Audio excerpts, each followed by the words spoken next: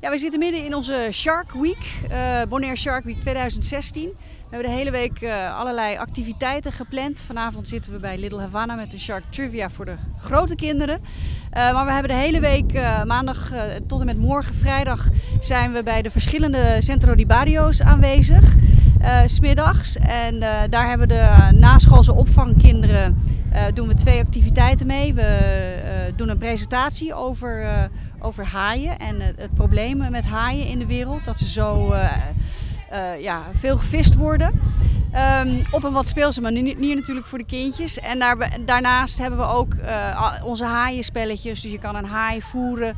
Moet je met een lionfish moet je gooien in zijn mond. En als je dat hebt gedaan, dan heeft de haai gegeten. En dan kunnen ze een tattoo, een temporary tattoo of een sticker of iets dergelijks winnen. Dus op die manier proberen we de kindjes bij te brengen dat de haaien die ook in de Bonaireaanse wateren zwemmen, toch wel heel belangrijk zijn voor ons ecosysteem. En dat ze ook niet echt eng zijn, maar dat ze ook maar gewoon willen leven in het water. En dat gaat eigenlijk heel goed. De kindjes zijn over het algemeen heel enthousiast.